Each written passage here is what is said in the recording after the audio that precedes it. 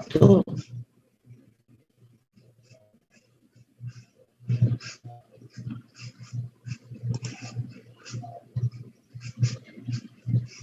Ok, tenemos semana 17. Y para esta semana tenemos políticas ciudadanas, el tema. Tareas, ensayos sobre la globalización y una investigación sobre la libertad de expresión en nuestro país, ¿verdad?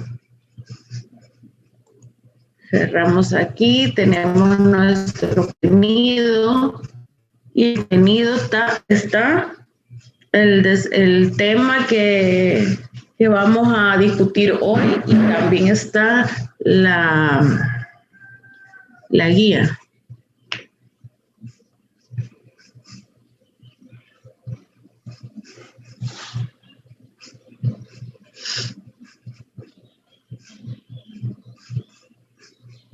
Listo, aquí está, política y ciudadanía. Política como proceso social. La evaluación, que es la perspectiva histórica del Estado de Honduras, un poquito de lo que son los mecanismos de rendición de cuentas.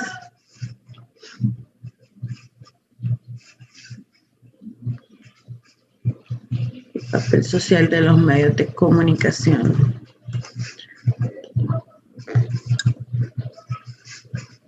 Creo que la guía no está aquí entonces.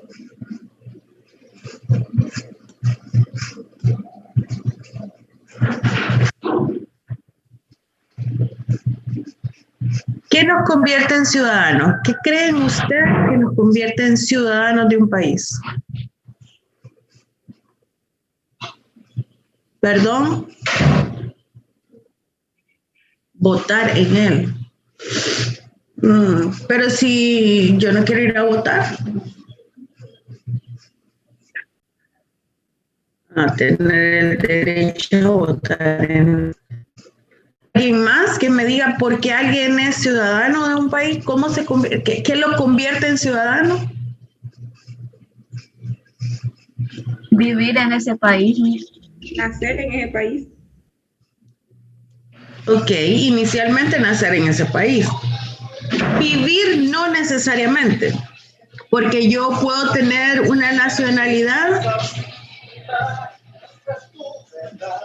Yo puedo tener una nacionalidad extranjera y radicar en este país, ¿verdad? O sea, vivir ahí no me convierte. Pero nacer ahí sí. Ahora, puedo ser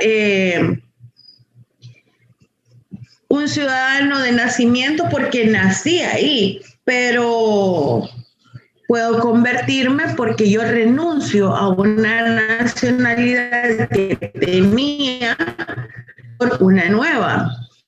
¿Ok? Entonces, en ese sentido, cuando hablamos de... Dígame.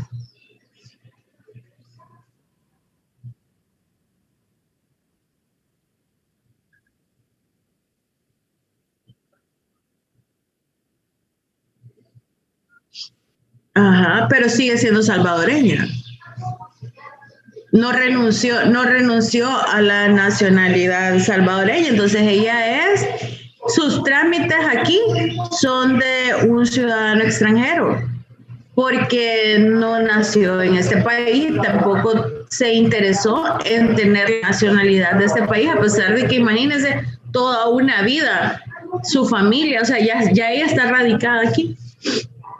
Entonces, por eso les decía que vivir en un lugar no me convierte en un ciudadano legalmente, ¿verdad? Sino que estamos hablando de por la parte legal. Ya es más que nada porque yo he hecho las gestiones para hacer ese cambio de nacionalidad. Entonces, cuando yo soy ciudadano de un país, este estatus me confiere derechos y también obligaciones. Entonces, ya bien decían ustedes acerca de el sufragio, poder ejercer el sufragio. Ese es un derecho. ¿Y una obligación ciudadana cuál sería?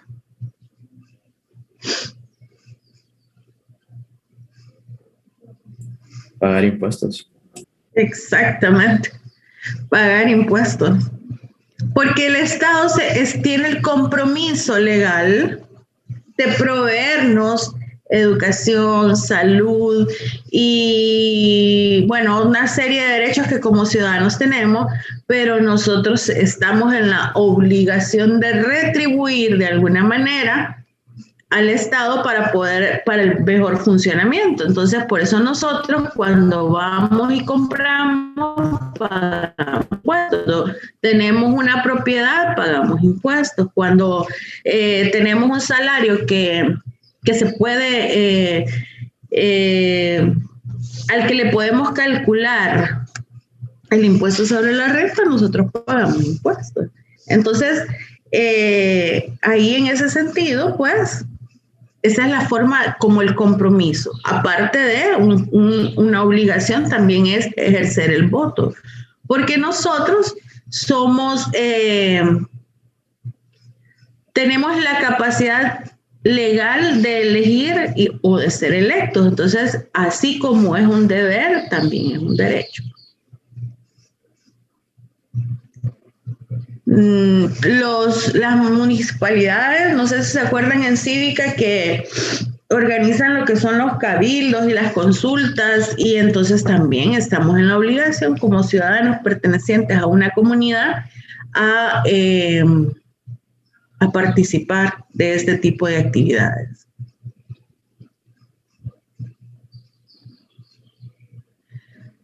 Ok, ¿por qué decimos que la política es parte de un proceso social? Porque nosotros somos parte de una sociedad, somos seres sociales, no vivimos solos y aislados, sino que somos parte de una comunidad. Entonces, somos parte de lo que es el Estado. Acuérdense que habíamos hablado que existen 3 elementos: territorio, habitantes y un aparato estatal para poder que exista un país. Entonces ahí nosotros vivimos dentro de un Estado que tiene características propias. Y entonces vamos a enumerar los elementos que constituyen el Estado. Una población con sus respectivos rasgos culturales. Nosotros somos una población de 10 millones de habitantes que tiene rasgos culturales propios. Nosotros comemos baleadas, comemos sopa de frijoles, nosotros bailamos punta, nosotros hablamos español, somos protestantes en la mayoría de la población, ¿verdad? Obviamente existe la libertad de culto. Entonces nosotros somos una población, un conjunto de personas que pertenecen a este Estado que tiene características culturales propias. Un territorio donde se asienta la sociedad, y ahí está nuestro guapo mapa de Honduras, ¿verdad? Con 18 departamentos, 298 municipios muy bien estructurados. El propósito de unificar los esfuerzos de las personas para alcanzar el bien público, la soberanía de forma externa, entendida como el espíritu que otorga la autonomía y la independencia hacia otros estados y organizaciones internacionales, políticamente hablando, ¿verdad? Porque la dependencia y las relaciones económicas que como país en vías de desarrollo tenemos de nuestros socios comerciales que son de países desarrollados es verídico, es real, pero tenemos la libertad de decidir con quién tenemos relaciones políticas, con quién tenemos relaciones comerciales. La soberanía de forma interna, entendida como la facultad del Estado para ejercer un poder legal que debe estar sobre cualquier poder político, económico, religioso, entre otros.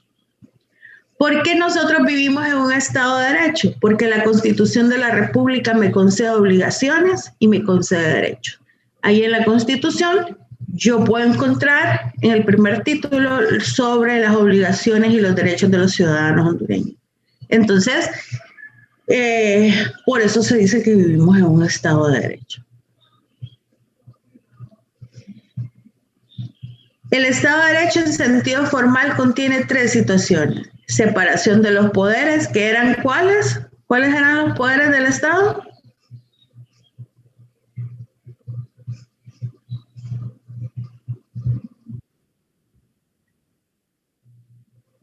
Bueno, está malo uno. Legislativo, ejecutivo y judicial. Pero vamos bien. Entonces ahí son tres poderes que conforman el Estado que son independientes, pero que tienen que funcionar a la vez. Que tienen por eso una dirección individual. Entonces, el Poder Ejecutivo, ¿quién es el presidente del Poder Ejecutivo?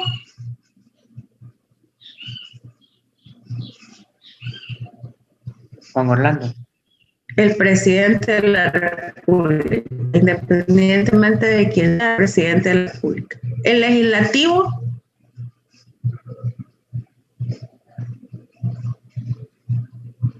el presidente de la Corte Suprema de Justicia, de la Congreso Nacional. Y el judicial, ese sí es el de la Corte Suprema de Justicia. Entonces, existen tres dependencias que se interrelacionan, pero que a la vez son independientes, y eso es la separación de los estados, y eso se vive en un Estado de Derecho. Principio de legalidad. Todo ejercicio del poder público debe estar sometido a la voluntad de la ley de su jurisdicción y no a la voluntad de las personas.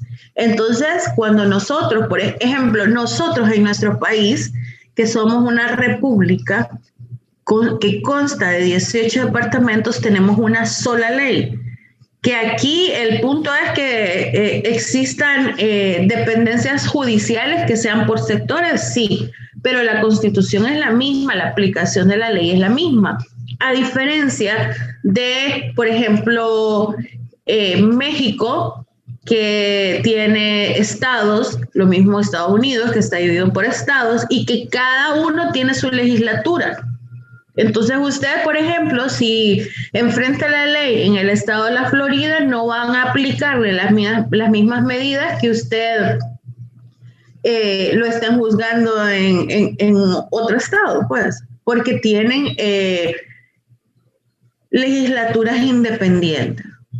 La jurisdicción es la potestad derivada de la soberanía del Estado y se refiere a la aplicación del derecho cuando se necesita resolver una controversia de modo definitivo e irrevocable. Tener jurisdicción es tener poder soberano. O sea, cuando existen jueces de jurisdicción nacional que llevan determinados casos, por ejemplo, y entonces con la resolución que ese juez brinde o le dé a una determinada situación, entonces se vuelve pues ya algo definitivo. Ya no hay bueno, pueden haber instancias de apelación, pero ya esa es otra historia y esa es otra cosa, pero ya él se convierte en algo más como una decisión un poco menos cuestionable, vamos a ponerlo así. El Estado de Derecho en el sentido material es el conjunto de normas que le dan garantía al marco jurídico en la aplicación y que protege los derechos fundamentales, como todos los seres humanos son iguales ante la ley, nadie podrá ser discriminado en particular a causa de su origen, etnia, sexo, edad, idioma, religión, posición social, modo de vida, convicciones filosóficas o políticas o por causa de una deficiencia corporal, mental o psíquica. El hombre y la mujer son iguales en derechos, tienen derecho a un salario igual por un trabajo de igual valor. La ley procurará medidas encaminadas a la eliminación de las desigualdades que afecten a las personas con discapacidad. Entonces, en el Estado de Derecho nos garantiza la igualdad de los ciudadanos independientemente de las condiciones físicas, económicas, morales, intelectuales, de sexo, de religión que nosotros tengamos.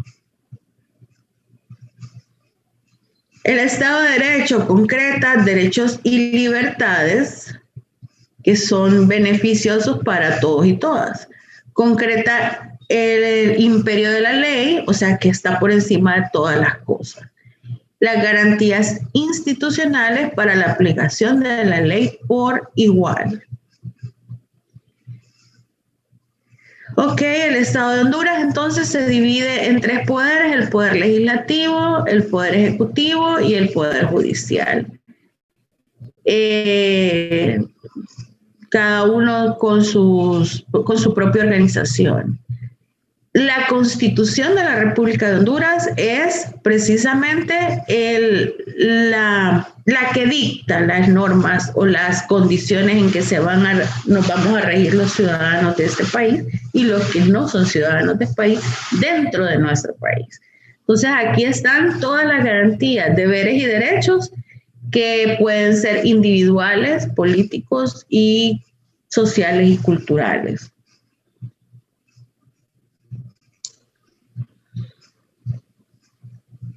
Ok. El Estado y la política de Honduras. Nosotros venimos de una historia de democracia que tiene ya desde digamos que todo el siglo pasado, no tan de manera continua porque tuvimos un proceso de dictaduras, pero realmente el Estado hondureño se consolidó de manera democrática porque hubo un periodo de inestabilidad, eso lo vamos a ver en Historia de Honduras, donde después de la independencia, después de que nos desligamos de la Federación Centroamericana, comenzó un periodo de inestabilidad que, pongamos a fulano de presidente, estaba 2 meses, 1 mes, 3 meses, porque no teníamos una constitución. Una vez que se forma la constitución, nace lo que es el Partido Liberal de Honduras. El punto es que en algún momento de la historia había como una sed de poder dentro del mismo partido y entonces se separa un grupo y nace el Partido Nacional. Y así entonces, en las elecciones para la presidencia, se contaban con 2 partidos políticos para ese entonces. Posteriormente se fueron agregando otros partidos de menor afiliados a él y se iban ejerciendo elecciones cada 4 años, hasta que hubo un periodo en el que los militares tomaron en dictadura el Estado y en 1982 se renueva otra vez la democracia a través de las elecciones, que fue un liberal, por cierto, Roberto Suazo Córdoba, quien comienza este nuevo ciclo. A partir de ese entonces, hasta el 2009, cuando se da la situación del golpe de Estado o sucesión política para efectos de historia, todo había estado bien democráticamente en el país. Habían irregularidades, cada 4 años se hacían las elecciones y hasta lo que es la historia actual, no habían habido irregularidades hasta este proceso pasado, donde se dio la reelección del presidente, que según uno de los artículos pétreos de la Constitución es ilegal. ¿Qué son los mecanismos de rendición de cuentas? Pues todos aquellos empleados del Estado, los que trabajan con dinero del Estado, tienen que tener un control de los recursos del Estado. Y en ese sentido, entonces, surgen lo que son los mecanismos de rendición de cuentas para poder controlar que no haya... Es irónico, pero en realidad es que es para controlar la corrupción. Y es irónico porque sabemos todos que no han sido funcionales, y lo que sí pudo ser funcional, que es lo que aparece aquí de lo de la MASI, pues los encargados de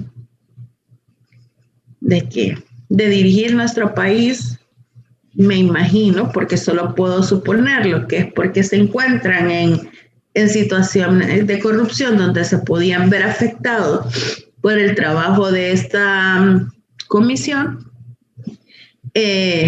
decidieron prescindir del apoyo de la MACI. Y en ese sentido, entonces, ahora nuestro país tiene todavía más complicaciones con lo que son las relaciones internacionales económicas, porque no cumple con los requerimientos necesarios para poder comprobar que los fondos por los que está haciendo gestiones realmente van a llegar a los proyectos que ellos dicen.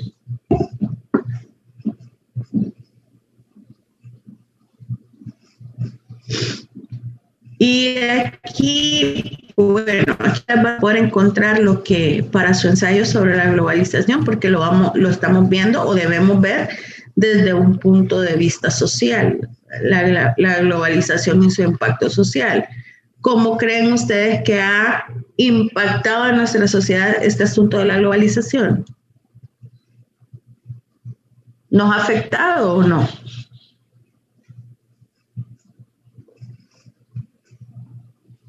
Daniela, tal vez hoy suelta el teléfono y nos comenta, hoy no ha querido hablar.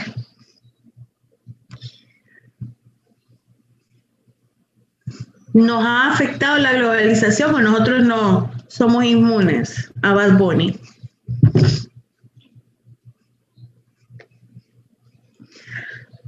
Pues la globalización ha impactado no solamente la parte social con los adolescentes y la música, las costumbres y lo que son las influencias culturales, sino que también nos ha llegado influencia de la parte económica y de la parte comercial. Antes no había Burger King, no había Pizza Hut, no había Little Caesar, no había Subway, no había etcétera, etcétera. Nosotros, allá en los 1600, consumíamos Vigos, consumíamos pollo de la canasta. Vigo siempre ha existido desde antes. Sí, desde los 1600, te lo juro. Entonces, bueno, mi mami dice que mi papi la invitaba a Vigos, imagínense ya, y yo no existía. Yo tengo 42 años, entonces ya Díaz anda por ahí. Entonces ahí en ese aspecto hemos recibido la influencia no solamente de la música, de las costumbres, sino que también hemos recibido la influencia comercial. Y así es que nosotros podemos usar también ya no solo zapatos de Ad Hoc, por ejemplo, porque Ad Hoc es una tienda que vendía antes zapatos y no de la calidad que venden ahora, ¿verdad? Era una tienda un poquito más popular, no era tan cara, pero después empezaron a venir otras tiendas y el comercio se abrió y entonces también eso ha influido en nuestra parte del consumo comercialmente hablando. Esto ha sido bueno para nosotros como clientes, pero ha sido malo para, por ejemplo, las pequeñas y medianas empresas que no pudieron competir con los precios, que no pueden competir con salarios, que no pueden competir con la calidad de los productos y han tenido que cerrar. Aquí pueden leer ustedes para poder hacer su ensayo de la globalización. Y finalmente, el papel social de los medios de comunicación. Los medios de comunicación, que más que todo son, más que de comunicación, son de transmisión de información, han sido a lo largo del tiempo una fuerte como colaboración para poder estar informado y desinformado. No sé si recientemente escucharon sobre, sacaron a la luz ahí unos cheques y que el gobierno está viendo hacer esto. Y entonces ahí es donde nosotros caemos en razón de que no estamos informados, estamos desinformados o mal informados. Porque uno dice, yo lo vi en las noticias, pero en realidad eso no es garantía de que sea algo real ni que sea algo que con cierta responsabilidad alguien haya hecho por el bienestar o por por compartir información realmente veraz. Entonces se manipula lo que nosotros lo que nosotros consumimos en cuanto a información. Creo que tengo, ya les voy a enseñar, creo que no lo subí, que es la guía, la última guía, se la voy a subir ahorita. Ajá, aquí está. Esta es la guía de examen, esta evaluación sumativa. Esto es lo que van a estudiar para examen. Van a hacer esta actividad que aparece aquí arriba de la evaluación. ¿Estaba? Acá. Esta evaluación formativa la van a hacer. Pero en realidad la guía que van a estudiar para examen, ahorita se la voy a subir, es esta, página 126, 127, ¿ok? Para que no se pierdan. Yo ahorita la voy a subir terminando la clase. Página 126, 127, esta es su guía de examen. No sé si tienen alguna pregunta. Nos pasamos unos minutitos, pero se vale. No, estamos cheques de tanto que hablé. Hoy los vi más distraídos que nunca. Pero bueno. Pues si no hay ninguna pregunta, en este momento les subo la guía. Cuídense, pórtense bien y nos vemos mañana. Bye. Bye, Mi. Nos vemos, Mi.